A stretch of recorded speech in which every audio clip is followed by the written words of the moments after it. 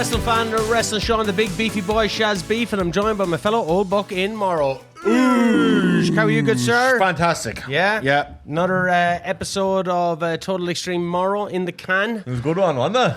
You gonna thank somebody? I'd like to thank my parents. I'd like to thank the academy. Come on. I'd like to thank... Don't make me bring out the receipts.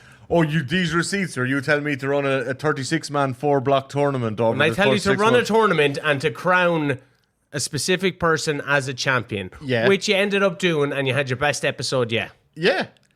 You were right, because Do more singles matches, Morro. Fuck this 6-man stuff. You know, next week, just a little plug for next week. It's a double episode, Shan. Right.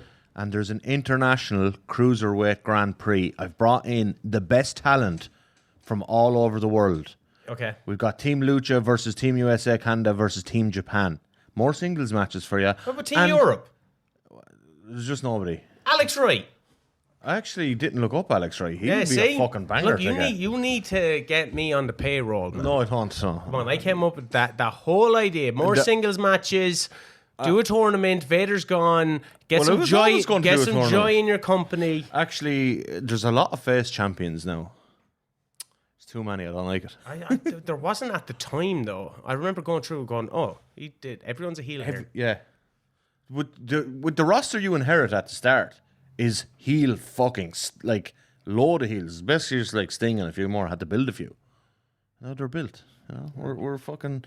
We're sucking diesel, as they say. I'm sucking diesel, too. Wait, not Kevin Nash, but... Yeah, actually. Not sucking Kevin Nash. That's just an Irish phrase. If you have sucking diesel means we're on the go. We're on the go. We're not actually sucking Kevin Nash. I've started back up my bazaars. I have got a sneak preview of the first episode. Yeah. I fucking loved it. Yeah. It's about Katie Vick. It's hilarious. They're only going to be short form little video essays. It's what the OG channel was. Yeah. How if you go back to the start, that's what you'll see. Go back to the start. There's about 10 or 11. I'm probably going to do a run of like 10 because they're very edit heavy. You're good at the old editing, though.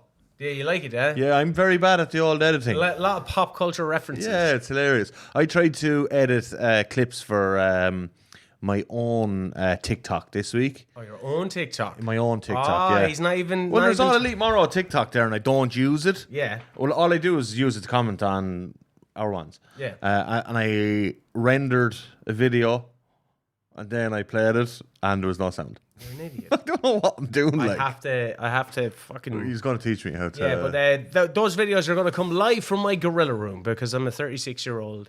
Who as her. We were at the wrestling. We were at the Graps last week in Carlow. Tremendous fun. Brilliant fun. Great, yeah. Our friend Frankie Vendetta had a match He did. Tremendous fun. One of the most fun matches on the card. Ended up, he notified, he goes, I like your hat, kid. Yeah. Thanks. It was very well built match. Built to a specific spot or event. Yeah. And the crowd popped when the event happened. We're on the dawn of OTT invasion in Drogheda. If you are interested in over-the-top wrestling, we do an in-universe podcast called Insider. So that might be of, service to you. If you ever happen to check out anything on demand, it kind of goes through all the current storylines. But our friend E.S. Tate shall be managing Nathan Murphy forever as he goes up against Carlito. What is life, man? I know, it's fucking... What is life? He's managing against Carlito. Yeah. That's fucking crazy. Every now and again, I go to him, I just go, hey... Look at us. Look at us, bro. How has this happened? It's nuts, isn't it? How has it happened? He has his own faction, the Tate Estate. It's just, I'm happy for him, but I'm also incredibly jealous. Like, it's crazy, say, what has happened, because we're approaching the 11th year anniversary of OTT, and we were all together at the 10-year anniversary. We all sat together at the 10-year anniversary. The four of us. And now, yeah. Now there's a chance I'll be in the crowd. On your own. On my own. Johnny the Beast might not be available that weekend. His play is opening. Yeah. Well, it's just, Dunphy's got to be at the National Stadium. I've had my moments. He's going to be managing against Carlito coming up. It's just nuts. It's just nuts. So I'll be sitting there drinking pints. Maybe I'll try and get Almar off the couch. Class. Try and dust off the old Almar. I'll dust him off and bring him up to the wrestling. Yeah, it's exciting. Wrestling is our life, really. Yeah. It's mad. Yeah. I'd love to, like, because I've had a week off work, Yeah. and I was like, I would get so much content done If I could do this full time. if I wasn't in work. Yeah, Like, if I could figure out how to actually make money from it. yeah, I know what you mean. We made yeah. €5 last week on the Wrestling Show. No, we YouTube actually channel. didn't. On the YouTube channel, we made another 163 on Spotify. How? On Acast. Acast, sorry, yeah. Okay, cool. We made 163 last week on Acast. on. So that's €6. Mrs., I'm quitting my job. She Yeah. give me back that engagement ring. Yeah. Oh, congratulations! Thank you very much. Thank you very much. Congratulations. Yeah, I'll give you a shout out on the All Elite Morro Monday Heard, night yeah, that was the day I got engaged. She was like, "Why are we watching Morro?" on our engagement. I was like, "I have to make sure he doesn't do anything fucking stupid." and then Jamie had a baby, Had a baby, boy. Jamie Boz. Yeah. Is it Boswell? Boswell, yeah. I think so. Congratulations to Jamie as well. It was all good news on All Elite Morro Monday night. Great news. I felt like a radio presenter on Did you? a local radio station shouting out all the good news. You were talking about. I'd hate to be a local radio presenter. You saw that. You're talking about the Nielsen ratings and stuff. That's when I kind of like switched out. Yeah, But I know. that's going to be a big deal, it seems. I think it might be the biggest story of the year in wrestling, like in terms of impact on the future. It's a kind of a boring story to talk about because, like, hey, wrestling isn't actually that popular, and this thing we love is kind of nobody watches it really. Yeah, and if you're thinking of making a living from doing like a podcast on it, Yeah. it ain't going to It happen. ain't gonna happen. Like, did you see SmackDown the other night? No. Like, Isn't there big creative shake-ups though now? yeah, that's- purported to happen. tune into All Elite Morrow Monday night. Monday night. That's the half lead 7. article there at the minute. You know, who knows? It's wrestling. Lots of shit could happen over the weekend. Yeah, like, you know, I might make at the drop of that. I might. there could be some big comebacks. There could be a big comeback. And if you're looking at the thumbnail of Maya Morrow's face on some type of wrestling comeback, well, you know that's what we're here to talk about today. I forgot to really get listeners' Well, messages. you were editing your second Bizarro World. Yeah, Bizarre World short form. They'll be coming soon. I just want to get a bank of Yeah, them. get 5 of them done and then start releasing them. But let us know what stories you'd like me to cover. I yeah, love any bizarre storyline. Yeah, because not only is it like recording it and editing it, it's actually going back to watch the shit as well. So, like, that's what I love. I'm in an absolute, like, I've gone down a rabbit hole of watching, like, old wrestling that I've never watched before. Like, not like I'm watching some territory stuff, right? But I've dipped in and out of different territories over time. But I've gone back watching, like, 1980s EMLL before it became CMLL. Yeah. Like, because of TEM, like, watching where El are you Dandy. watching it? So much of it is on YouTube. I'm Watching El Dandy, I'm Atlantis. still on my like world class championship wrestling buzz. You with can't go wrong with Terry that, like, Gordy yeah. and And I started Iceman watching Parsons. Stardom recently. Yeah. Shane. Yeah, there was a bit of shit given there recently for a sequence that was run between two performers. I don't know who they were. Oh, was this sequence in the ring? Yeah. I didn't come It, across that. it looked like discourse. very like run of the mill. No, choreographed. yeah. Yeah, I get you. Like as if they weren't trying to hate each other, so they Yeah. were getting a bit of shit for it. Um, But we put up on our Instagram very late, like literally 20 minutes before we start recording, about some of your favourite moments. So we have 2 responses. Oisin McCarthy, big friend of the show. He said the Hardys WWE return at WrestleMania 33, unreal moment and a thunderous pop to boot. And that was great because they had just had like a ladder match with the Young Bucks on Ring of night Honor. before. So it was kind of going, will they, won't they? Yeah. When New Day were hosting it, you were thinking maybe New Day were going to I thought, insert themselves. well, look, I was buried in the dirt sheets at that time as well. I still am now. So I You are the dirt sheets. I am. I actually am. Well, I'm not. I don't break news or anything. You know what I mean? I analyze already existing news. But it was in the dirt sheets that it could potentially be the Hardys. I still popped massive. It's Yeah. on my list for today. It was huge, yeah. And then Ron the analyst said Terry Funk that time he came back out of retirement. I was thinking. I don't think he ever came back from retirement, did he? I wrote down 5 for this list today. Yeah. I wrote down 5 Funk returns just for the crack. Like, it's like he has 5 come. He has more. I only wrote down 5. Like, Yeah, if you want to get in on the conversation, we generally throw stuff up before the fact on Instagram. Yeah. So generally we kind of... and if you have a request, like we got a great request there off Father Dick Byrne, which I think he's using the name of someone from Father Ted. great, yeah. He wants us to do a Booker's episode, which we're going to do. Yeah, We're going to do worst gimmicks, worst gimmicks. or funny gimmicks. Yeah, funniest slash beaver worst gimmick. cleavage and Yeah, there's loads out all there. type of incest stuff. It has to be in there, There's like so the many of them. Burchills. Oh, Jesus Christ. Like how you fuck Paul Burchill. Just it's still Irish. He's so bollocks. good, like. He like I remember seeing him in FWA on Yeah. the wrestling channel, and he was like their Goldberg. He was doing, but he was doing like swantons over the ring post. And He then was hitting that. Was it? They called it the C4, but it was like a moonsault rock bottom, like a Spanish fly, but standing Spanish fly was his finisher. He was fucking phenomenal. unreal, but then and he then they goes bring him to- in as a pirate, and then they bring him in as someone who's fucking Pirate his was, sister. like, Vince should be tried for war crimes against wrestling. Did you like the NXT? That was the last one. Didn't do great. No, it didn't do great. It did all right. Did All Elite Morro beat us? No, but only Morro did did. okay. Did it beat it? Is Tanahashi still a draw? Oh no, it didn't. It didn't. No, we were Ha! just shy. Yeah, just 4 views shy. Yeah, but see, I think we I need. think Morro, you're building yourself up. You're actually overtaking the podcast soon, I'd say. I'm actually my ratings are good now at the minute. People don't like me. I thought people didn't like me. Yeah, well, no, just the people TikTok. that have to deal with you. Yeah, just TikTok Yeah, TikTok definitely don't like you. and professional wrestlers. But in like, I general. haven't been really like, as I said last week, I haven't really been focusing on TikTok or No, but it does because we don't drive- get a massive following from it. I know but a lot of our current followers started accidentally through TikTok or think so? Reels and Let stuff. us I know. think so. Let us know if you're one of the 130 people that listened last week, or if you're listening this week. Where did you find us? How did you come across us? Yeah, I'd like to know that Yeah, actually. Instagram, TikTok, Twitter, X, or whatever. You know, that might be it. I'd love to build up our X. Yeah, I've Both given mine and ours. I've given you the fucking Yeah. you have the passwords for everything. You're just not using them. No, You go and create your own fucking accounts and then try and plug yourself. well, You've no comeback for that. No, what I was going to say is the X one I have used sometimes. Okay. Yeah. Okay, so we'll just keep doing it. Okay. Well, I have a thread going there of. See the thread I started underseen matches. No. Could move that over to. I hate going on to X. Yeah, move it on to the Wrestling Fan Wrestling Show. We're all in this together. We're all going to make money from this together and have. We're this never as going to our- make money from this. Yeah. I'd Okay. love if this is my job. Yeah, it'd be class. could. But wrestling comebacks. Wrestling comebacks, yeah. The surprise. Because element- last year, here's the segue. Last year, I made a comeback to Ireland after 10 years. Yeah. And And today, look at how that turned out. now we're doing the wrestling podcast on comebacks. Yeah. How was that segue? Would I get it Terrible. on local radio? No, you wouldn't have. No. Wouldn't even- Next up is Dua Lipa. Now you would have been on local Fuck it. radio. I couldn't even get on local radio.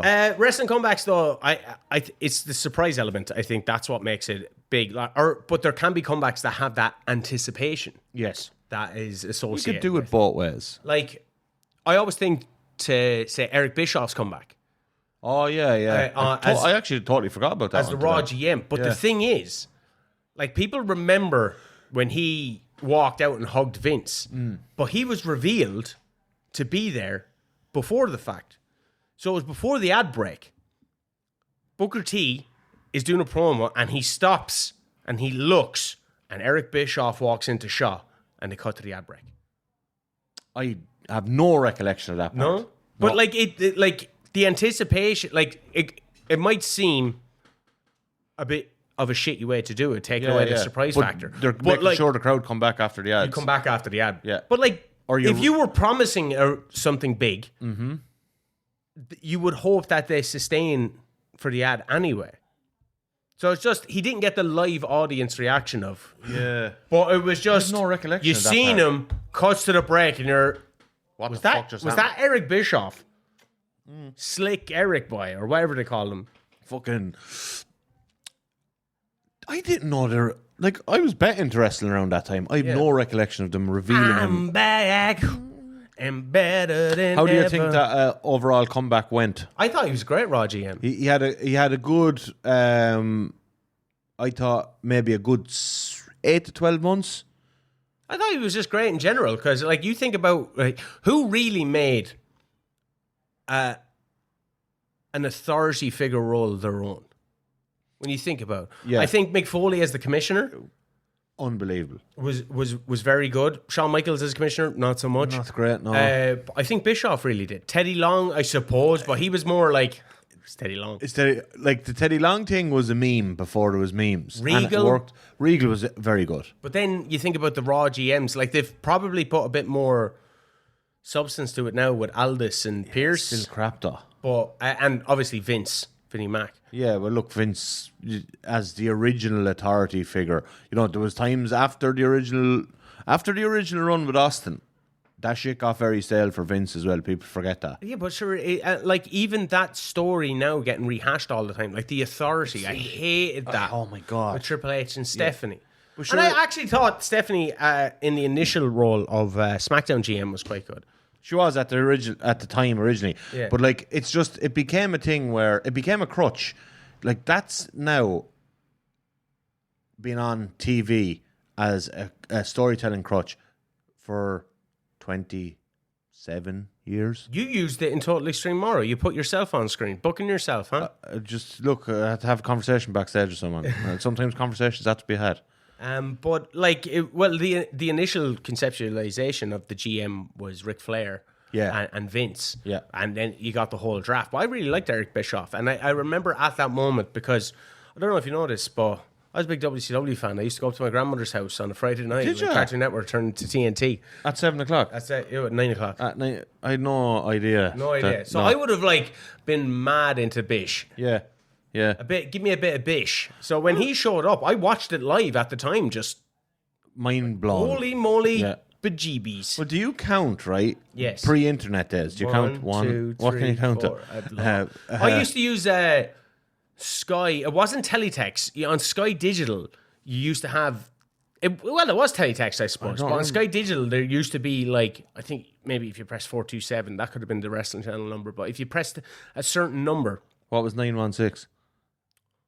Babe Station. Yeah. Or was it 906? I can't remember. It probably wasn't, but I assumed it was in that. around It could have there, been something It like was that. 900 or something. They were the naughty channels. Ooh, naughty. FTG represent. But yeah, it was like a wrestling rumor mill. Anyone else remember that on the Sky Digital remote, the OG remote? No, I don't fucking the big tick york. Yeah, they were they were cool. cool. They were deadly. I remember when my cousin got Sky Digital before I did, and like you could play games on it. Yeah. And I was like, what? I remember playing the block game. Yeah, where, Tetris. no, it wasn't Tetris. It There was like a Tetris on it, for sure, yeah. where the thing goes across the bottom and the ball bounces.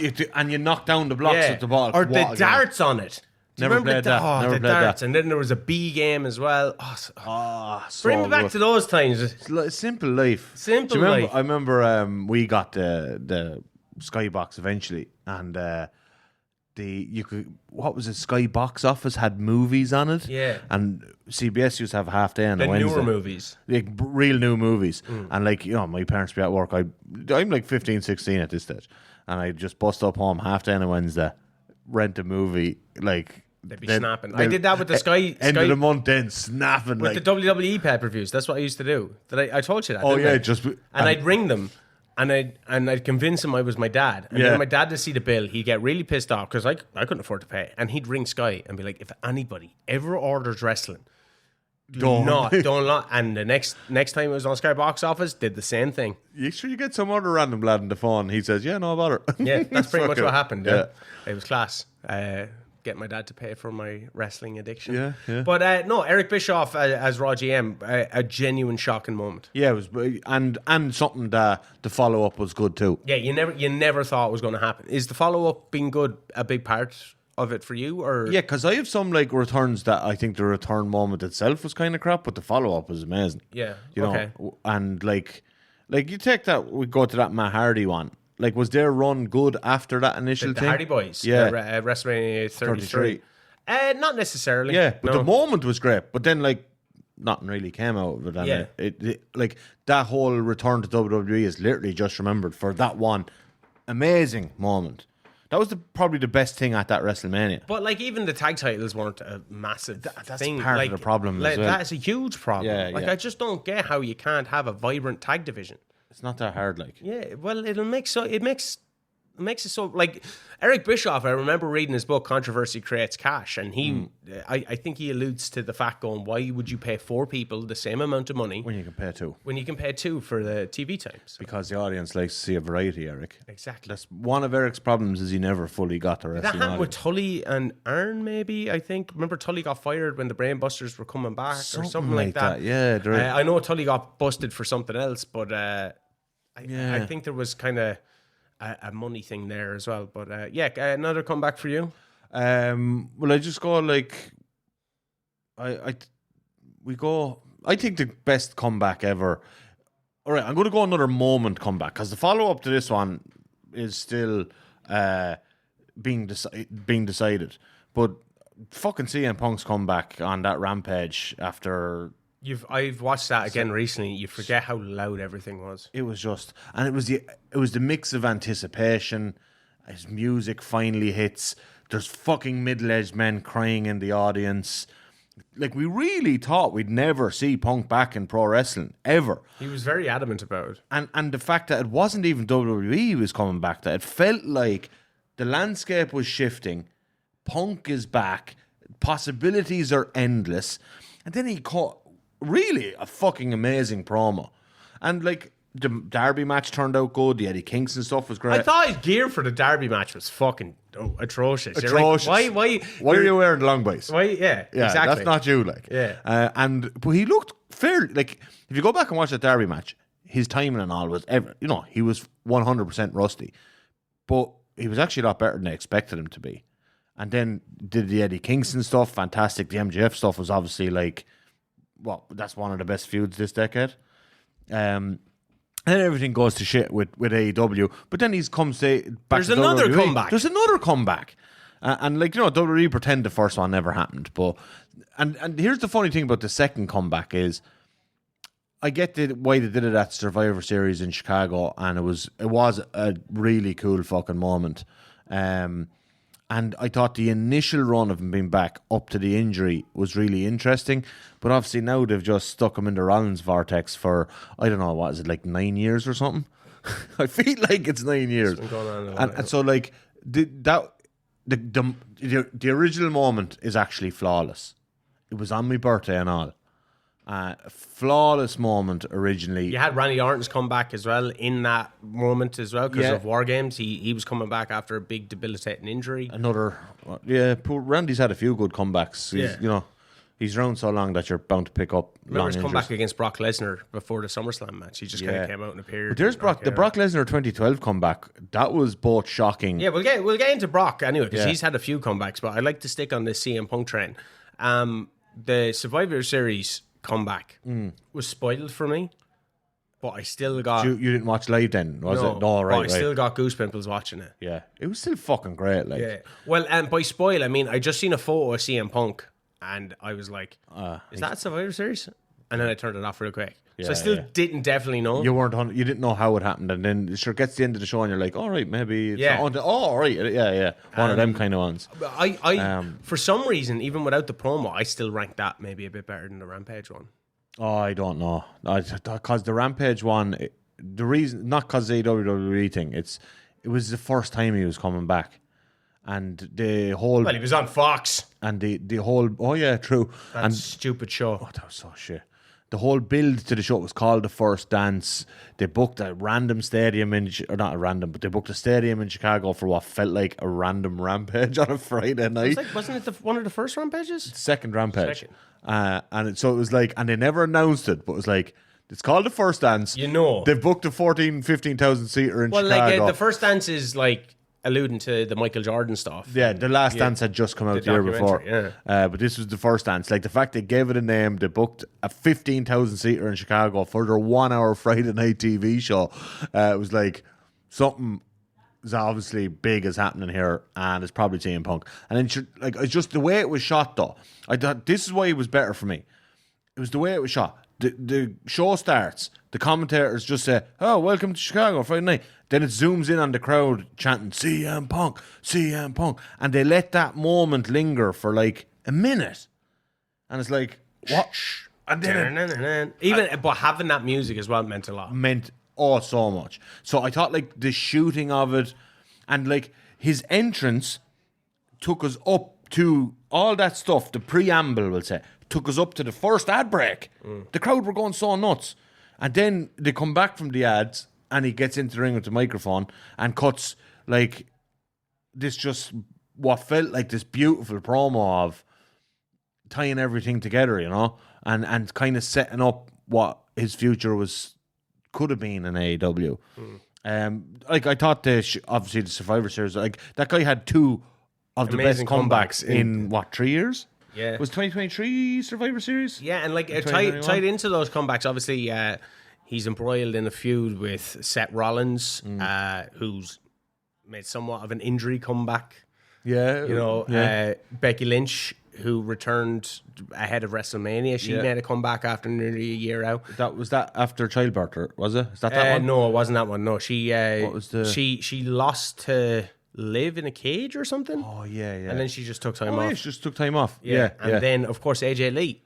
yeah. There's another Massive comeback. and I thought again that was another one that, like Punk's original AEW comeback, where the anticipation was there. the anticipation was there without they made it obvious without announcing it, and I think Yeah. that's a great. Kind way of to did do that it. with Survivor Series though as well, because they were dropping references to like Seth Rollins saying Yeah. I'm the best in the world and all that, but no one really knew. But the mad thing about that is they were dropping these references.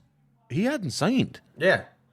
Well, it's always good to just misdirect fans. Oh, sure. Look, even if he didn't show up and they dropped all the references, do you think anyone would have actually cared? Like, then people would have said, "All right, just Rollins was just saying he was the best in the world or whatever." Yeah. But yeah, like he literally signed very, very last minute. I think he signed his contract on the day of Survivor Series. Apparently so. Are the cameras okay? Yeah, cameras are grand. good. Just want to make sure. Yeah, I was just trying to talk there for the sake of Yeah. talking. But, yeah, no, he and did. the AJ Lee one fits into that category as well. That was like, I was never, AJ Lee's original WWE run was in a time where I thought WWE was Sucked. like sucked ass, so I wasn't really watching that much. So I had no connection to her. But there was obviously people like younger than me who that was the WWE they grew up with, and then AJ Lee is coming back, and they're super pumped for that, But I thought the execution of it was excellent, and even the two or three angles surrounding that in the build to it, and the angle itself where she came back was the most interesting. The Punk Rollins stuff has been in. Yeah, Becky year. played a blinder. Becky injected some life into that. Slapping him and everything. Yeah. What you gonna do about it? What you gonna do about it? Brilliant, and Becky really injected life into the Rollins Punk thing. But now we're just back to them cutting crap promos on TV again. It's just like, oh, here we go again. Another big promo or another big comeback that sticks in my memory. Edge. Yeah, Royal Rumble. yeah. Shock, I wasn't. shock. Yeah. You think you know me. That, What? there was no real dirt sheet rumors or anything about that. Fantastic. Fucking amazing. Missed the first spear, unfortunately. Thanks, Kevin Dunn. But But you're the same with AJ Styles. Kevin Dunn fucked that up as well. I know that's not a comeback. yeah. But even in itself, his run after the fact. That's very hit and miss. I think it's hit and miss right up to today. It's like Randy Orton, Seth Rollins. There's an injury in there. He's like, Judgment Day stuff. yeah, like Finn Balor. He goes up against Finn. Well, the Randy Orton stuff, Greatest match ever. they build a match, the greatest match ever, and it was utter dog shit. I like their 18-hour fight at WrestleMania 36. Do you remember the tweets during that? Do you ever see that list? It's so funny. There's a screenshot that gets shared every now and again. And it's like, do you know, one of these WWE shills now? These online going, this is the greatest match of all time. Like you for AEW. Yeah, exactly like me. And then underneath it is Meltzer going, I was ready to confess the crimes I didn't commit 10 minutes ago. Please end this or whatever. I just found that match to be know, it's fun. so It just went on long. so long, Oh my God. Yeah, I think it was 46 minutes or something. Edge was never my favorite performer. I actually liked Same. it when he was going up against Cena, but that could have been more of my Cena head. But Look, just Edge to has see had him some come back. good runs. To see him come back after, Career ending. the WrestleMania 27 promo, Yeah. after he beats Alberto and he gives up the title, your heart goes out for him. He's still involved. The Edge and He's Christian obviously show. a guy who loves wrestling as Yeah, well. the Edge and Christian show on Originally. Yeah, on WWE Network was Fantastic. brilliant. But remember, and do you know what I loved about that so much? Is Edge and Christian clearly didn't give a fuck. They were on WWE Yeah. Network. Like they were referencing AJ Styles. Yeah, Can we yeah. talk about TNA? They were no. I thought they were so funny. Yeah, they did a lot of cool stuff. Christian's comeback. Stuff with Stardust. Which one? 2009. It's Christian. No, yeah, fuck on that ECW. up. Like, Yeah, ECW. The guy just had an unbelievable TNA run. yeah. Well, Like, yeah. oh, it was not the whole TNA run was unbelievable, but his first year or two of that TNA It should have been run, a big moment. Yeah, it should have been a big moment. And Like, you know, we discussed this already, I think me and John Morton, that he was meant to be inserted into the Jeff Hardy thing, and it was him that caused all the strife with Jeff Hardy, and it ended up being Matt because Christian was too obvious. It was like, it's obvious because it's the right decision. yeah, like it's like sometimes the right decision is you don't have to fucking swerve us on everything. Yeah. Like. Oh, and then we have that all-timer shit match at WrestleMania 25 between Matt and Jeff. That was like Matt in those weird isn't purple it mad? tights. Like, isn't it mad? Brother v brother matches in WWE haven't been good since 1994. I think we touched on that with the Usos. That was one of the worst matches I've ever seen. What other brother matches? The Hardy ones. Yeah, what else? And then you have Owen and Bret having a banger. Wasn't Edge and Christian supposed to be brothers initially? Kayfabe brothers. Yeah, I know, but like they just kind of like, oh, we're friends though, we're not brothers. Yeah, they just after a few years they just nixed the brother thing. Like, imagine you did that with Mark and Glenn. Yeah, true. oh, there's another crap brothers Friends matches of Destruction that are not actually. I know they're not actually brothers, but I think it's safe to say Undertaker Kane never had a good wrestling match with each other. WrestleMania 20. That was a good comeback for me. The WrestleMania 20 comeback for after the Buried Alive match. So Undertaker gets buried alive in a match against Vince. Yeah, and then he's the dead man. Our Biker Taker gets killed. Biker Taker gets killed off. Yeah. WrestleMania 20 is when he's making his comeback. You get Royal Rumble 04 where Taker's dong goes off. Yes, You're like, oh, and Kane's standing there like, oh shit. Yeah. But like WrestleMania 20 is when he makes the dead man return. Yeah. Now, we didn't fully commit to the whole dead man stuff. It was still good though. But like The that match was shit. maybe not that year, but like he goes on to have his best run. Yeah, I'd agree with that. Because that year he goes up with, like, he has that stuff with Paul Bear and the Dudley Boys. He has the JBL feud. The JBL stuff was really good. And then he good. started getting to Randy Orton. Yeah. But like then There's another 04. Mark Henry too. He has a good match with Kurt Angle in there, no way out. There's another 04 comeback that's excellent as well. Mick Foley. Oh yeah, so like That's 04, isn't it? Yeah, Randy Orton spits in his face. Yeah. As I think he was in like a commissioner role maybe. Something, He was in he was doing something, but Randy Orton spits in his face, and then Mick Foley makes a comeback. Actually, does he make a comeback at Royal Rumble? I think it's Royal Rumble where he comes in and he bursts Randy Orton out over the There's two of them go out. Yeah, yeah. out. And then we have the Rock comeback. The Rock comeback at WrestleMania 20 against Flair, Batista, and Orton. Yeah. And then they have the hardcore match at Backlash. Yeah, great run. Like, talk about like a condensed but fantastic comeback. Yeah, Mick now, Foley's that's real always Terry great. Funk type shit there. Yeah. Well, we could talk about Terry Funk's 83 retirement tour. Like 83? He did it. So, All Japan Business was kind of on the rocks around 83, right? So Terry Funk came up with a gimmick to try and sell tickets that they would do a Terry Funk retirement tour in 1983. I know, like Totally Stream Morrow when you wanted to fucking retire Terry. We don't know that. We didn't hear it from his mouth. And I had to do a retirement thing with Terry Funk, have him on my roster. And so they do this big retirement tour, and it goes on all year. And it sells fuck tons of tickets, right? Yes. And he's teaming with Dory and Does it before John Cena? Oh, yeah. Like the full tour, like. I mean, year long. Stan Hansen and everyone's involved. Saruta, fucking Baba. Everyone's involved. Big, massive. Sells tons of tickets. Fucks off back to Texas there for about 6 months. And then he back in All Japan. And tickets just fell through the fucking floor. His comeback was a complete disaster. Because everyone kind of just realised that all those tickets we bought last year were for a fake retirement tour. It's the same when Foley retired after No Way Out and then he headlines WrestleMania 16. Like that's what, a month. A month later? Yeah. 6 weeks? You're like, you're retired. Oh, well, Cactus Jack retired. Mick Foley didn't. Yeah. But he actually genuinely wanted to retire. You can get away with that. But see, the funny thing there is that, obviously, Vince really wanted to give Foley a WrestleMania main event. And the original plan was a triple threat. No, it was Jericho. Jericho was originally inserted into that. Yeah, but the previous year. Oh, yeah, WrestleMania 15. 15 was supposed to be Austin Rock and Foley. Foley ends up being a referee? Is Yeah. it? Yeah. Yeah. And he wrestled Big Show earlier in the night. Yeah. And so that was the original plan was for that to be a triple threat. Before he had the dumpster match. Dumpster match with New Age Outlaws. Yeah. Underrated as well, that is. I love that match. Fun match. Well, anytime him and Terry, like even going up to One Night Stand 06 where Foley and Edge team up against Funk and Dreamer. That was so good as well. Brilliant. Yeah. My eye! My eye! I like as the weeks, days, months go by and I just watch some like random Terry Funk shit on YouTube, I become more and more convinced that like he's the best ever. Like Royal Rumbles are great for comebacks. Rey Mysterio made one where he looked fucking slicker than I ever seen him. That was a few years ago. this was after he got the knees done down in Colombia. This happened like only 5 years ago or something. Remember he did the original All In.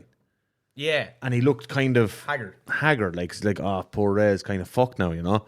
And then there was rumors of maybe the Ray's come back to WWE, and he'd gone down. I didn't hear those rumors. I'd heard the rumors, and he'd gone down to Colombia to get stem cell in his knees.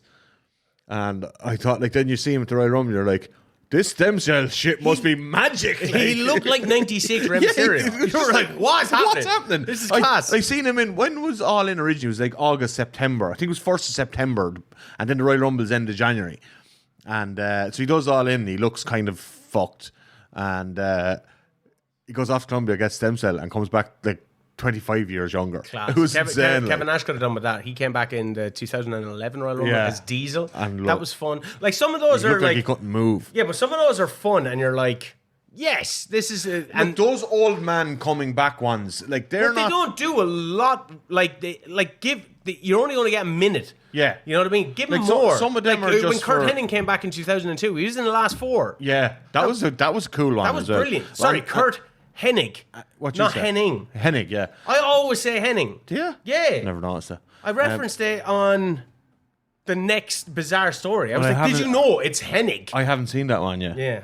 It's not edited. And his back was croaked as well, but he actually had a pretty decent run for a guy who was like physically way past, like 12 years past his best physically. Yeah. By 02, like, you know. But he still had a good run afterwards. Like, what was he there till about 04?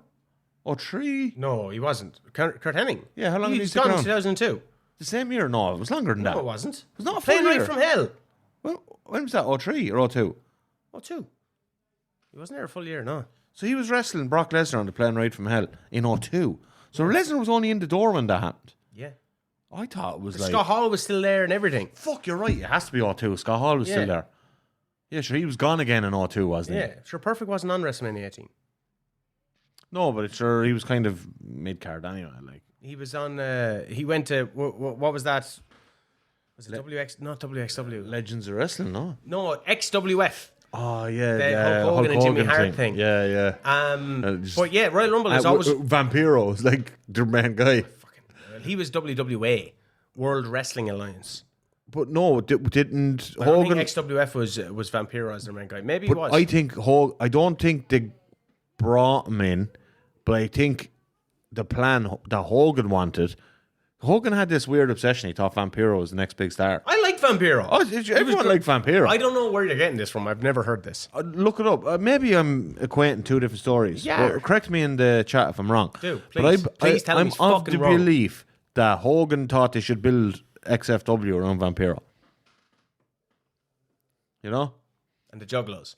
And the Juggalos. I'm a big fan of the ICP. I went back listening to the Oddities song. Yeah, that's a great song. Yeah. It's class. But yeah, the Royal Rumble, great for comebacks. I wasn't a big fan of Chris Jericho's one where he came out at number 1. Now, Chris Jericho's 2007 comeback. Yeah, 2007-8. Stunk. Initially. I thought Initially. I thought, initially it was fun because it was cryptic. Yeah. And you're like, oh, is it Jericho? And that was like the first time we were kind of like, oh, maybe not. And then he came back, he like clotheslined some guy that was running with the Olympic flame. And then he came out and he had like sparkle jackets. And you're like, oh. Wait, then and then he goes up against JBL. Then he starts becoming that fucking weird suit character then after he punches Shawn Michaels' missus. Was that? That was like nearly a year later, SummerSlam. Was it that long after that comeback when or did he go away for a while again and then come back again? I think so, no. I thought he went away and came back again as the real quite fucking... Didn't he base it off Tom Cruise and Collateral? Something like that, yeah. I thought he did that kind of crappy comeback. I thought he went away for a few months. He did that crappy comeback in November 2007. Oh no, then it's the same one. And then at some point in... It was after the 08, Rumble. he starts doing the fucking... The Tom Cruise, Collateral, yeah. fucking killer. Is that what? When's WrestleMania 25? It would be 09. Is it 09? 09 or 08. WrestleMania 20 was 04, 21, 05, 22, 06, 23, 07, 24, 08. Okay, so 25, I know he went up against like Jimmy Snuka and Roddy Piper and Ricky Steamboat. Which was Ricky a great Steamboat's comeback. What a comeback! What a comeback! That's actually up there with some of the best comebacks. And then it's so good that they give him a match at Backlash. Which was also That was a fucking tidy match. Great. That's like the definition of a tidy wrestling match. I love that Ricky Steamboat thing. So actually much better than like the purported Mickey Rourke match that we were going to get. Oh yeah, Jesus Christ! No, because even the 3-on-1, look, Steamboat carried the load for all the older guys. Fair, Yeah. But Steamboat was so good in that match. They were like, "Do you want to do a singles match against Jericho next month?" Yeah. And he pulled it off Well, as he was well. only in his 50s though, wasn't he? Yeah, but he hadn't. He had. Did he have? Had he already had a heart issue before that, or did that come later? I don't know. I want to see what Jericho was at. I know they wanted Steamboat back for the Flair retirement match last 2 years ago, whatever that was. But he couldn't. He'd had heart issues in the intervening years. But Steamboat's comeback in what's that? 08 or 09? 09? Yeah. So good, so good. I love the way we were both like Steamboat. We just totally forgot about it. Yeah. Like, that's not on my list at all. I'm going to see where what was Jericho up at by WrestleMania 24. 24. What main event is 24? He wasn't on it. Was he on it? I think he went away and came back again as that weird character. Ah, he was in the Money in the Bank. That's the first Money in the Bank. No, it's not. WrestleMania 21 is the first Money in the Bank. All right. Fuck, my man. This one was won by CM Punk. Oh, yeah. So it was the fourth one. Yeah. No, 24, yeah. So CM Punk was the first time CM Punk won it. No, I lie. It's the second time CM Punk won it. He won it at two. 23, RVD won it at 22, and Edge won it at 21. Edge won the first one. Yeah, but like on the topic of Royal Rumble, 2008, John Cena. Unbelievable. I even popped it. I fucking hate John Cena. I wasn't like, I don't never hate John Cena as much as you hate John Cena. But I never was, no, like, you know my taste in wrestling. John Cena does not fit in anywhere into that. I popped like a fucking nerd. I was like, oh my God. It was shock. And then I was disgusted at myself. But it was the way they shot it so And well like and all. He's there, that was so he's there, good. the hands down, and he just kind of looks up, and then everyone realizes they hate him again. Yeah, but And there, they're there was that there 2 was. minutes They there. got me. There was Fuck you, Five Marks. The Five Marks podcast. They recently interviewed Michael Oku, but they're always slagging me off for my John Cena hate. Yeah. Fuck you. All right, that was the one time I liked the character of John Cena in wrestling. I do like him as an actor, but in the wrestling, there was 60 I didn't even like seconds. him. I didn't even. Well, I like the 04. I like the original John Cena, Basic Thugonomics, and Brilliant. then Great bit. when he became Super Cena, I fucking hated it. Yeah. But that time he proved he was Super Cena. He came back from a tricep injury In 2 months. 2 months? Fucking nuts. That thing is like minimum. If you come back in 6 months, you're Superman. Yeah. Now look, Fucking unreal. I'm sure. Look how long Punk was out. He was out for like fucking 9 yeah, months. but he was also in his 40s. Yeah. Or was Cena bicep or tricep? It was one of them. But Well, yeah, that, either or. It's minimum 6 months. one of either the best or. comebacks. It's so good. Yeah. Lesnar 12. Yeah. Fucking great comeback. Like right after, the Raw after WrestleMania. yeah. You know what I mean? Shocking. Could not believe it. Could not believe it. Dun, dun. And then just fucks up John Cena like. But then it loses at Extreme Rules. I know, Duck Dave. Sure, that's why people forget. He lost to Cena at Extreme Rules and he lost Triple H at SummerSlam. Was that same year? I think he lost Triple H at WrestleMania. The following year. Yeah.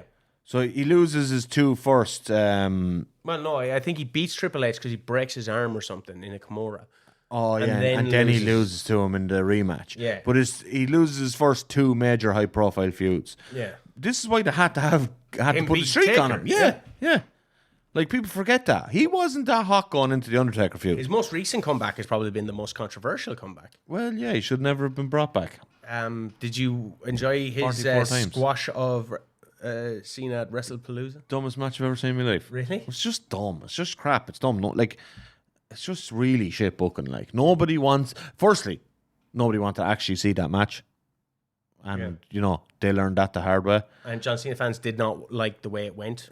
Of course. I did, because I just like seeing John Cena get look, absolutely at the end of the day, right, this is just another botch in Cena's retirement run. Like, they've literally, at almost every turn, they've botched. There's been a new report saying that he's coming out and he's directing his retirement tour. My whole... Does that come from Trips? Yes. Little Levecki? Also, I retweeted loads of stuff today. There's something weird going on. As you said earlier, there's leaks all over the place about... And I'm trying to figure out... Obviously, I'm never going to figure out the person who's leaking this shit to Meltzer or whatever. But there's two sides leaking, like, shit to Meltzer at the same time. Conflicting. And it's like... Meltzer's like reporting, well, like, look, I've heard this. Triple H wants to be like Dana White. And then I've heard this, that, like, they're shaking up the creative backstage. Like, there's an internal power struggle there of somebody's leaking shit. And so I don't think Cena's, like... What do you think of The Rock's comeback? Which one? Before WrestleMania 27. I watched that live. 2011? Yeah. Yeah. Before WrestleMania, he announced he's going to host WrestleMania 27. That's the main event of John Cena and The Miz. Yeah. That's where they set up their feud. Dog shit WrestleMania. They have the bad WrestleMania. They have their Survivor Series tag of Cena and The Rock against Miz and R-Truth. And then that leads into Cena and Rock. But, like, the actual initial shock of hearing Rock's music, I watched that live. That was amazing. That part was amazing. Because what was it? He was gone 7 years at that stage? Six, so 7? you're talking about WrestleMania 20, yeah. Was his last proper... Like, his 7 years, match. Like. Yeah. So when the music hit, like, it was shock factor. Yeah. And, like, there's nothing you can say about that because... And this will never be topped. Those two WrestleManias are the highest pay-per-view sales WrestleMania has ever and will ever get. Because of Cena and The Rock. Yeah. They'll never top that because the model has changed in 2014. Yeah.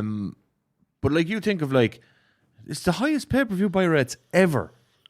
The second one topped the first one, which is rare that a rematch tops the first one. Yeah.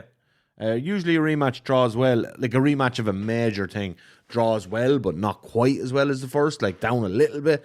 Because for some people, we've seen it already now. I don't need to pay to see it again. But this one was one of the rare ones where, and I get why CM Punk was pissed off and all, but the fan demand, unfortunately, was there for the rematch following year. Nostalgia is a big thing. You look at Hulk Hogan's comeback in 2002. They wanted to go with the whole NWO thing, and the fans wouldn't let it. Like that actual run is fucking phenomenal. Like it's so weird. Like he comes in the NWO to try to kill The Rock or whatever with the fucking with the big truck. Has that WrestleMania 18 match. Comes out in the black and white. Yeah. Ends up then in the red and yellow. Wins the world title. Out-politic The Rock in front of the fans. Sensational. And then turned around and out-politic Triple H backstage. Exactly. So Triple H had just made his comeback. Yeah. Had the wrestling, which was a fantastic comeback after he fucked up his knee. Yeah. He looked like a badass. Was it knee or the quad? Quad, sorry. Quad, yeah. Looked like a badass in his denim and leather. Yeah. Has a so-so match with Jericho at WrestleMania 18. Very so-so. You're being kind with the so-so. Loses the title to Hulk fucking Hogan. A month later. Hogan then loses it to Taker. Yeah. And then 2 months later. Before SummerSlam, Hogan gets beat up by Brock Lesnar. We don't see him again until WrestleMania 19 when he has his next match against No Way Out. He has another match against The Rock, doesn't he? Yeah, and then we get the Vince and Hogan match to follow on WrestleMania. Yeah, WrestleMania 19. And then when he does his little tag run. He does Mr. America. Yeah. And the tag run with Edge. And then the tag run after Mr. America. Yeah. Bizarre run. That should Great be run. fucking bizarre silence. Yeah. The politicking that went on there was like... And then he has a match with HBK at SummerSlam. And a match with Randy Orton at SummerSlam, and he wins both. The Randy Orton one is actually inexplicable. It is so stupid. That's They inexplicable. include this certain time of Hogan knows best and shit. So they're including and like what's his daughter's name? Brooke. Brooke. Yeah, And is this like John Randy's Legend Killer? It's not Legend Killer. I don't think it's. Was it not? No. I think it's 05. When was the Legend Killer? 05 or 06. Just after the Legend Killer. Yeah. Yeah. I'm trying to think because was Art? No, it could have been 06 because WrestleMania 21 he returns again, and he saves Eugene from Muhammad Hassan. Yes.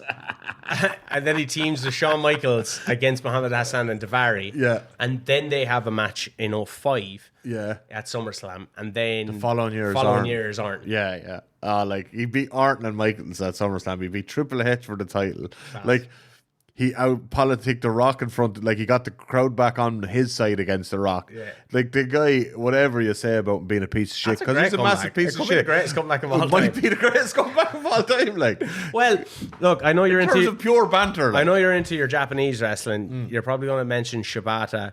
You're probably going to mention, but like the one person that you have to mention is Kenta Kobashi. The cancer comeback. Like 500 days. Yeah. A year and a half, like he diagnosed with cancer, kidney cancer in like 06. Gets his kidney removed. He's out until December 07. And they bring him back in like a 6-man tag match. Misawa on the other, his generational rival. And they do it in the Budokan, which is way bigger than like Carrick Hall and all. They sell out 16,000. His entrance takes like a month. Because the crowd just won't stop cheering and crying. And you know Misawa like is like this real stoic motherfucker. Like the camera cuts to Misawa and Misawa's like fighting back tears, like, because they weren't sure if he was, number one, if he was going to live, and two was like his kidney's gone. He'll probably never wrestle again. Yeah. Now the run after that, like he was an obviously diminished version of what he was before, but he still did some good shit, like. Yeah. But just the emotion, and we talked about the CM Punk one earlier and the Matt Hardy one and Edge's one. Those moments, when it comes to like an emotional moment, nothing will top. Just you don't even need to watch the match. The match is actually not that good. The match is actually kind of shit. Kenta Kobashi's entrance coming back from I watched it today. Yeah, it's like unbelievable, isn't it? Shibata is another one. Shibata's one is weird because, the man had his brain removed and put back in after he headbutted Okada in one of the best matches ever, and then collapsed backstage, and that was like 2017, and then the thing originally was like, is he going to be like brain damage, fully brain damaged in a wheelchair? Like, is he going to be able to look after himself and blah blah? And then 2021. They just bring him out in front of the audience one night. He's not coming out to wrestle or anything like that. But and he's like trained a really good generation in the dojo. He's trained all the Gabe kids, Yotsujis,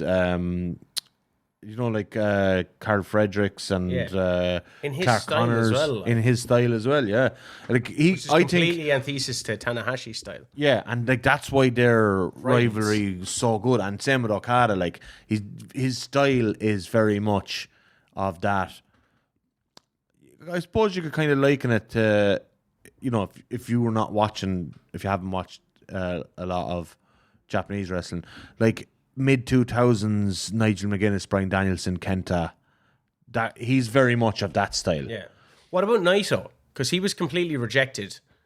Goes to Mexico. So this is an interesting one. If we open up the comebacks to like excursions in Japan, you get two like all-time iconic ones. Like, so you have Naito, who's, the Stardust genius or whatever, and he's like, you're trying to play him off as this like, yay, babyface, and it's just the crowd, and they're really pushing him like as the hey, and it's just the crowd are shitting on it, and he fucks off to Mexico with Andrade, who's at the time, what was his name at the time? Andrade, when he had the mask on. Oh. Black mask or like he has the black mask. It is the black mask. It is black something or I can't remember. It'll come back to me. So he goes off and he joins Los Ingobernables in Mexico with Andrade and his character back then. And then, time goes by. I think it's like 8 months to a year. And he comes back to Japan and start with his new character with the white suits, El Destino, Tranquilo. La Sombra. La Sombra. He comes back with the white suit and the new El Tranquilo attitude, and his move is El Destino. And there's this like edge to it. And goes on, like, becomes one for about 6 or 7 years there. He was the top merch seller over Okada, over Tanahashi. When they finally did his coronation, because they beat him twice in the Tokyo Dome, when they finally did his coronation, it sold like bonkers numbers of tickets. Throwing the belt around. That was when he was the Intercontinental Champion. Yeah, just fucking great. So great. And the other one that you could add to that is when Okada came back from TNA. Oh, man. Like, that TNA run is like... He was basically playing Kato. Kato from... Bruce Lee's fucking... Sidekick. Yeah. And TNA had him doing all that, and then... Bruce Lee was Kato, right? Bruce Lee was Kato from the Green Hornet. Yeah. And then the New Japan like severed their working relationship with TNA. Because they fucked him so bad. Because New Japan like were looking going, this guy's the future of our company. Let's send him over there, get him a bit like of American exposure and that, and bring him back. He's like, fuck, bring him back now. What the fuck are these clowns doing? And because then they started up their partnership with Ring of Honor afterwards. Yeah, I couldn't believe like when I started hearing about Okada making waves, because I was like, Okada from TNA. Yeah, because I was a big TNA guy. Yeah, it's like that guy. Like, and then so, like they bring him back. They have him win at the Tokyo Dome in his return match against, was it Toriano or someone? I can't actually remember. Yoshihashi maybe. And then he like instantly challenges fucking Tanahashi, the ace of the company. And like the crowd are really confused. They're like, why is this guy coming back challenging fucking Tanahashi? And then at New Beginning the following month, Okada beats him. But it's like the Drew McIntyre story. Yeah. He leaves WWE as a comedy jobber. Yeah. And 3MB or what were they called? Yeah, 3MB. Yeah. And then comes back as a fucking badass. A killer, like. And he looks the part as well. How good and different did he look in his return? Insane. Yeah. Insane. And they did a bit of rehab in NXT as well. Or Cody's WWE comeback. Yeah. I suppose you could count that. Like, I know, like... He left the Stardust and he came back at WrestleMania 38 against Seth Rollins. As Cody fucking Rhodes.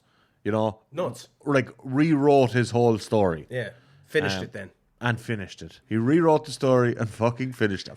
Thank God he finished that story. He finished it against Roman Reigns, who is another person who came back from cancer. Yeah. Like, Roman Reigns comes back in 2020 and he aligns with Paul Heyman. That was a fantastic comeback. Brilliant. Yeah. Like, I was it The Fiend or someone, or Braun, or like he spears someone, and you're like, oh shit, okay. And then he's like this silent killer for a bit, and he brings in Paul Heyman, and you're like, oh fuck, okay. But you know what the key there was? They got rid of the stupid fucking vest. Yeah. That had to go, and the music. They changed the music. Now, that music, when I heard it first, I was like, that's badass. But then... It drives through you after every pay-per-view. That's what you hear, and you just... But it's badass, though. It's a badass piece of music. It's gone back to be badass. Now, the problem I didn't like it initially. I liked it initially. I didn't. I was like, yeah, I'm on board for this. Sounds like something I would have made on Fruity Loops back in fucking 06. One of the problems I had with it was his entrances became 15 minutes long. That's all you need, man. So I was just like, oh my Frankie God. Vendetta came out with the Sim and a wheelbarrow in Carlo there. I was there. You need to remind. I was in the back row. He can't wrestle, so he does weird shit. I paid for front row tickets. No, you did not. I swear to God I did. Did you? Yeah. Why'd you sit back row then? I got there.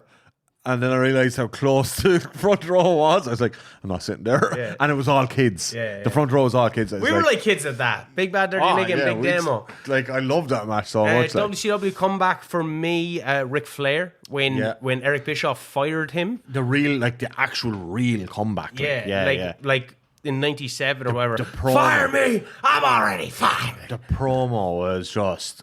unbelievable. He's in the tux and everything, and then he the next few weeks he's like dropping fucking elbow drops on his shoes. Yes. Like that's like so. I know it's not it's not peak Flair, but like it was peak Flair. Like you know what I mean? It's fucking great. Did Cactus Jack debut out of a box in WCW when he came back and attacked Sting? Yes. Anybody who comes out of a box is immediately over. Yeah, except Frankie Vendetta. No sign of him anymore. But no, that Flair comeback was pretty good. was And actually, his comeback to WWE when he was after the Invasion 01. storyline. Or 02? 01. It going into 02. So yeah, he has end of the 01. match with Vince at Royal Rumble and then the match with Taker, WrestleMania 18. But he comes back as like the GM. Yeah, great way to bring him back, I After thought. like the WCW WWE invasion. And I remember going, holy shit. Where was he for the invasion? Why didn't you have him 6 months earlier? Yeah. He should have been the leader of the fucking event. So many, like Scott Steiner's comeback at Survivor Series. Love that one. Goldberg's coming. That's a debut. Goldberg's 2016 comeback's pretty good too. Where he fucking trucks everyone. Until, he beats Everyone. beats Kevin Owens and Yeah, he just fucks everything. Yeah, but the initial stuff with Brock was incredible. Money. And then their match was actually quite fun as well at Mania. Both matches were good, I thought. Bar 04. 04 wasn't. Well, no, that was dog shit. Yeah. But the Survivor Series, that was. I remember though being kind of like, oh fuck, I wanted to see these two, but like it made me want to see their match at WrestleMania then. So. And I thought, like, in terms of whoever wrote Edge in those two matches was fucking spot on. That's exactly how they should have done those two matches. Yeah. Because you couldn't have made them better by making them 3 minutes longer. Those matches were fucked. Yeah. Well, speaking of like road agents, someone needed to have a fucking word in the ear of the Matt Hardy and Edge matches. Because I remember Matt Hardy getting fired and making his massive comeback, attacking him, shouting Ring of Honor, attacking Edge and all this. It's like fucking up the actual storyline of Kane and Lita because it's Edge and Lita and Matt Hardy, and you're like, oh well, this is the real world, and this is the you're like, wait, no, what? Look, but like, I just think it was work kind of shoot stuff is kind of shit. no, I liked it where he was coming out because I actually thought for a while I was young. I thought, oh shit, like this could be real because he's shouting like Ring of Honor and all this, and then the matches just failed to live up to expectations. There's actually a bizarre video. Of course, it did because it was Matt Hardy in a singles match. But there's bizarre video on that little love triangle between Edge, Matt Hardy, and Lita up on the channel. Go check it out. One of the OG videos. I'm going to give my two best comebacks of all time now. Okay. And these are actually funny because I think these are the best comebacks ever where the initial moment was kind of underwhelming in a way. Okay. But they actually turn out to be the two best comebacks in wrestling history. First one, and this is no particular order. Actually, I'm going to do... I prefer the second one I'm going to say. But the first one is Shawn Michaels 02. Oh. Well, no, that was kind of diluted because he came back with the NWO. Yeah. Initially. And then, now he's with DX. Oh, no, now Triple H turned on him. And they did that cool, he didn't wrestle cool spot until with the CCTV. Yeah, he didn't wrestle until SummerSlam. Yeah. And fantastic match, wins the title. But then he goes like, it's almost his second career. He goes 8 years. A generational run. Like, better than his first, I think. You could argue. Yeah. Unfortunately, Bret Hart's return...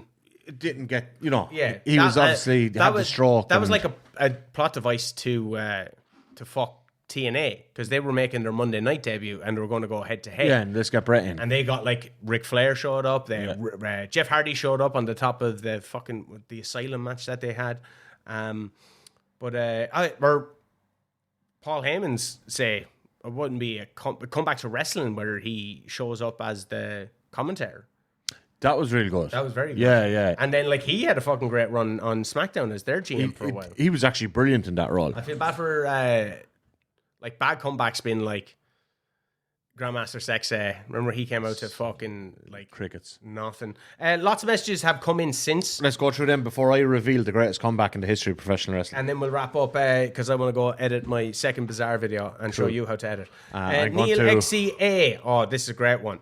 I'm pretty sure 12-year-old me went batshit when Warrior returned at WrestleMania 12. Yes. And WrestleMania 8. Yeah. His return at WrestleMania 12 8. when he came out and trucked Triple H. Yeah. Fucking hook it to my veins. Yeah, no, that's a great one. He trucked Triple H. He says, was that a return or a comeback? What's the difference, lads? There's no parameters. There's no parameters. We just fucking talk wrestling. Yeah. Thank you, Neil, though. We make up a... Dave Meehan66 says, in terms of the human side of things, Jake the Snake Roberts has to be mentioned for sure. Yes. Yeah. Just in general. His general. I actually thought of that today. The fact resurrection that, of Jake look, the I know Snake. AEW don't use him too often, but the fact that he ever... Is he still with AEW? He's still under contract. They're paying him. I don't know if, is it a charity thing? He was up at Comic-Con where we got to meet Kurt Angle and stuff. We didn't get to meet Jake. He just actually went and just sat in the car and we met Kurt.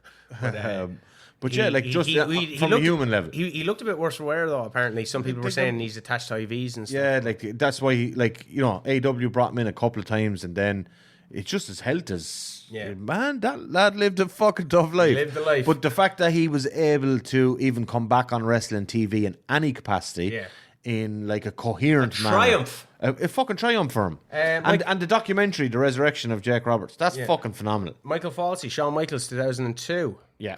Great show. Yeah. Claire Flood, Edge honestly made me cry, but the Hardys at WrestleMania 33 for the fun factor. Hook it to my veins. That's fun factors right Jeff there. Howard's page said 4 names. He said CM Punk, Daniel Bryan, so he's... Oh, okay. HBK and Y2J. Yeah. Alma Hierro, CM Punk's AEW. Wow, stayed up all night to watch live. Honestly, gave me chills. And Bryan Danielson in AEW too was so cool to see. I'd like to give a special shout. Actually, I want to give a. You say yours and I say mine. Greatest comeback in the history of professional This wrestling. isn't even my greatest comeback, but I was pretty buzzed when it was on. Is Daniel Bryan and Bryan Danielson. Okay, so Daniel Bryan, like when he returns in the tag match. Yeah, no, this is Kevin like the Owens, Shawn Sammy. Michaels one again, where It gets great. the initial thing, they fucked up that tag match, like. Yeah. But then, like... Shane O'Mac, like, why is Shane O'Mac in and Danielson gets carted out for like 10 minutes. And like, what are you fucking doing? Then he becomes the vegan champion of the world. The planet champion. The planet champion. And we get Kofi Mania out of that. Yeah. And like... He sold his fucking arse off for Kofi in what was a fantastic WrestleMania match. Got Eric Rowan over. Like, that run is totally underrated. Yeah. And then when they were trying to do Edge and Roman at WrestleMania, and, it was very underwhelming, it's like, fuck it, just stick Daniel Bryan in there and make it a triple threat. Turned out to actually be pretty good. Yeah. And then he goes off to AEW and has what I think might be the greatest retirement run ever as well. Okay. Like, you look at the last year of his career, I don't know why there's so many fucking... They're moths. Moths fucking... Oh, we're in an old building. We're in a very old building. Yeah. We're in a dungeon of an old building. Yeah. And so, like, he was, again, he did the big emotional retirement speech, and it was real, and his brain was apparently fucked. And he came back to WWE, and he did some really great stuff there initially. Yeah. But, the run... It wasn't the type of thing he wanted to do to see his career out. Yeah. And then he got to do... exactly his vision of pro wrestling to finish his career. And his last year has like 40 classic matches. And yeah, so I think that Daniel Bryan into Bryan Danielson is the best ever comeback in professional wrestling. Okay, I want to give a quick shout out to WrestleMania 38, Stone Cold Steve Austin. Oh, fucking amazing. Yeah. I didn't even consider that. Stone Cold Steve Austin. Looked like he was having the time of his fucking life. I was too watching but that. also it's Kevin Owens. Like... Everyone's bumping his ass off. There's a guy, I hope to God, makes it an unbelievable comeback. So Stone Cold Steve Austin, and then bumped his arse off. Just for my excitement factor and my fandom would have been Bray Wyatt. Yeah. At Extreme Rules. Yeah, that was really cool. Like all the cryptic stuff, I love all that. Like I love The Fiend, but he wasn't really gone then. But like when he actually, when he proper came back, that's... To me, that was... we need to get out of here. These moths yeah, are what the fuck is happening? This has been the Wrestling Fan Wrestling Show. Please like and subscribe. Go check out our Bray Wyatt documentary. There's 20 of them now. Where are they coming from? God. We should try and record some of the next episode. Oh, do you know what? It's after getting dark outside and we have lights on. Yeah, that's what it is. And we have the door open. And we have the door open. We should record the next episode where? In your fucking... Gorilla room. Gorilla room. I need to get... I cut my arse carting cameras, man. We don't have the cameras yet. We'll get cameras for the Gorilla we room. had these cameras. The next time we make enough money off YouTube to get a camera, we'll get one. We'll get one. This has been the Wrestling Fan Wrestling Show. Like and subscribe. Let us know down in the comments what was your favourite comeback. Go check out All Elite Morro every Monday. Total Extreme Morro every Wednesday. Follow us on social media at the Wrestling Fan Wrestling Show and the Bizarre Stories. If you want me to start carting them out, I certainly can, but I kind of wanted to get them in a bank so I'd have a run up and I could at least try and get one weekly. For a week and you miss it doesn't matter. But if you want me to drop some and maybe I might do a fortnightly thing, that might be agreeable. Sustainable. Anyway, I've been the big beefy boy, Shaz Beef. He has been my fellow Old Buck in Morro. We're the Wrestling Fan Wrestling Show. Stay safe, stay sane. Good luck.